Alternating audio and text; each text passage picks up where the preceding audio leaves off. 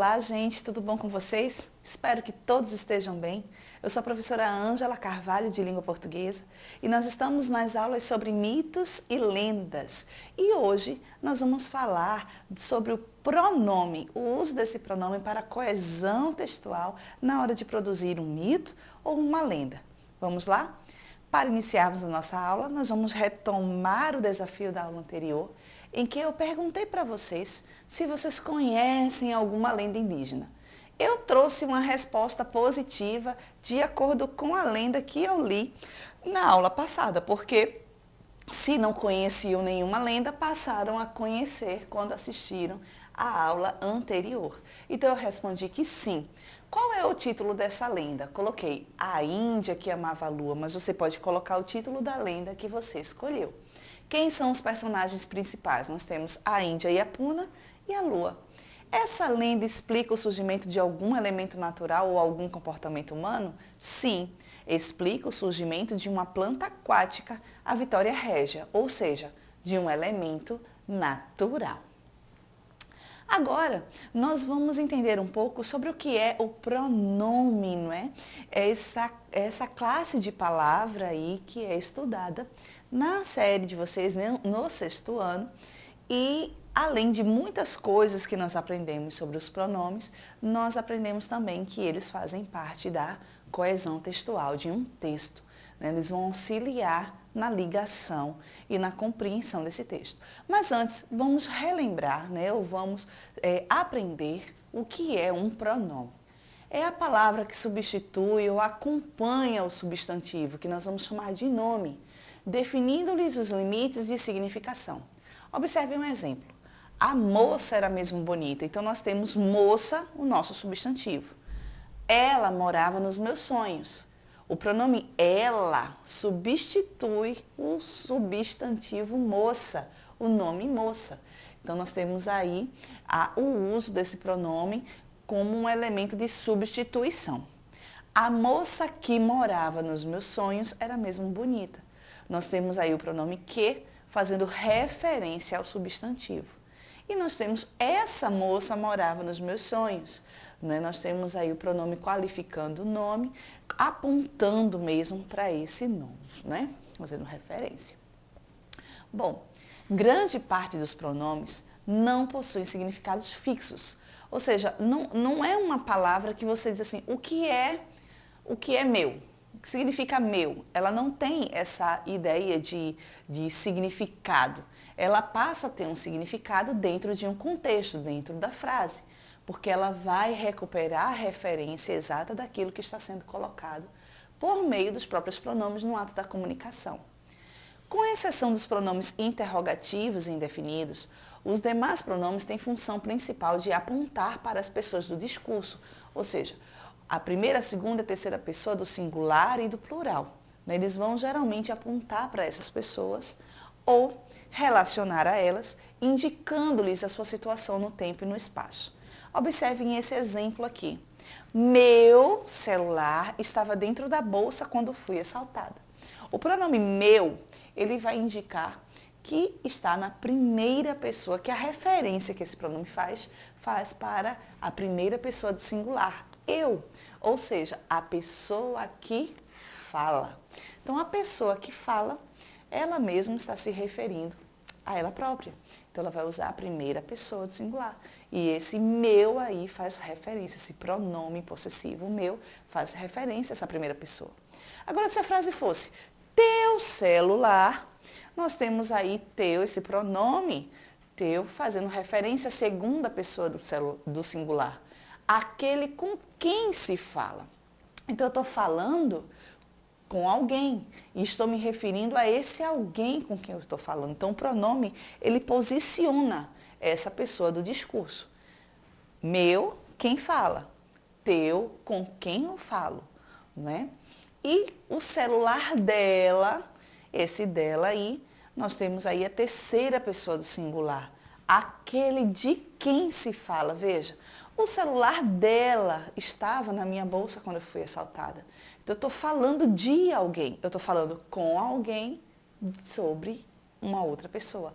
É a terceira pessoa do discurso. A primeira é quem fala, a segunda é com quem eu falo e a terceira é de quem eu falo.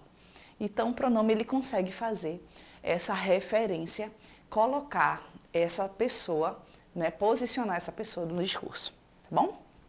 Bom, como é que o pronome ele vai... eu gostaria, o tempo é curto para que a gente classifique os pronomes ou abra mais sobre os pronomes, mas nós vamos tratar os pronomes dentro do texto que nós estamos estudando, a questão das lendas indígenas. Então, como é que esse pronome ele pode ser utilizado para a coesão textual? Antes de mais nada, vocês precisam entender o que é coesão textual. Eu costumo dizer que coesão textual é como uma cola, né? Uma cola que vai ligar. Ligar o quê? Ligar palavras. Essas palavras elas passam a ser ligadas, se transformando em frases, que também serão ligadas, se transformando em parágrafos, que também serão ligados, se transformando em textos. Isso em um texto. Isso é coesão textual. É a maneira como as palavras elas vão sendo colocadas, porque se você pensar num texto como um amontoado de palavras, isso não é possível. Um amontoado de palavras não transmite sentido, não transmite compreensão, não pode ser chamado de um texto. O que vai trazer a compreensão, a clareza para esse texto é a coesão textual. Coesão textual trata-se da ligação entre as palavras de um texto. A coesão textual pode se estabelecer por meio de vários elementos linguísticos. Dentro desses elementos, nós temos os pronomes, né? Eles possuem grande relevância, pois por meio deles podemos fazer a retomada do referente. É o que nós vamos ver agora, que é essa função anafórica que os pronomes fazem de retomar aquilo que foi falado, lembrar, né, falar sobre aquele substantivo, aquele nome que foi tratado dentro da narrativa para que não haja repetições. Observem o texto que eu trouxe para vocês. Uma lenda indígena chamada Papagaio que faz crá-crá. Olhem para o slide. Conta a lenda que, antigamente, morava em um vilarejo um menino muito guloso. Tudo que via, queria comer. E a gula era tanta, a pressa de comer era tamanha, que ele tinha o costume de engolir a comida sem mastigá-la. Uma vez sua mãe encontrou frutos de batoí e assou-os nas cinzas. O filho, sem querer esperar, comeu todos os frutos, tirando-os diretamente do fogo e, como sempre, engoliu-os sem pestanejar. Os frutos do batoí são frutos cuja polpa viscosa se mantém quentíssima por muito tempo. Comendo-os tão quentes, sapecaram-lhe a garganta, de forma que doía muito e queimava-lhe o estômago. O menino, tentando vomitar os frutos comidos, começou a fazer força para expulsá-los. Arranhando a garganta, grunhindo, crá, crá, crá, mas os frutos não saíam e entalaram na garganta, sufocando. No mesmo momento, cresceram-lhe as asas e as penas, e ele tornou-se um papagaio. Voou para longe. Até hoje pode-se ouvi-lo vagando pelas matas do lugar, voando e gritando crá, crá, crá. Bom, observem que o texto, ele trata de uma lenda, né? Nós podemos classificar esse texto como uma lenda. Por quê? Porque ele vai falar sobre o surgimento de um elemento, não é? Um animal chamado papagaio, como foi que o papagaio surgiu, né? Como ele passou a existir. Mas é uma lenda que vai falar sobre um menino. É o que nós temos aí, esse em vermelho, o substantivo. Um menino muito guloso. É um parágrafo introdutório, está introduzindo esse personagem. Esse menino é muito guloso. E nós temos aí que ele tinha o costume de engolir a comida sem mastigá-la. Ele quem? Então nós temos esse pronome aí, fazendo anaforicamente uma referência ao menino, para que não houvesse a repetição um menino tinha o costume de engolir, foi colocado aí o pronome ele. Engolir o quê? Um outro substantivo. Comida. Sem mastigá-la. Lá, esse lá aí é um pronome. Está se referindo a quem? Mastigar o quê? A comida. Então se refere ao substantivo comida. Uma vez sua mãe, olha o sua. Sua, mãe de quem, não é? De novo, fazendo referência ao substantivo menino. Encontrou frutos, outro substantivo. Aí nós temos filho, que não é um pronome, é um outro substantivo. Nós vemos que a coesão textual, ela não se dá apenas através dos pronomes. Nós temos aí a relação semântica através de sinônimos, através de hiperônimos e hipônimos também. Mas nós vamos dar foco à presença dos pronomes, certo? Descendo um pouco mais, nós temos comendos. Esse os aí, comendos, comendo o quê? Esse os agora fala sobre frutos. Comendo-os tão quente, sapecaram-lhe a garganta. Esse lhe, garganta de quem? Do menino, por isso está aí vermelho. Queimavam-lhe o estômago. O estômago de quem? Do menino.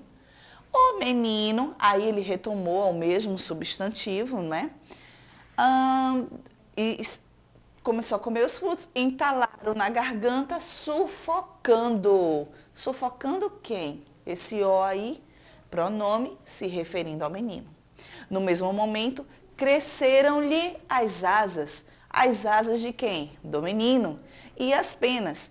E ele quem? O menino, mais uma vez, o índiozinho. Tornou-se um papagaio, um novo substantivo.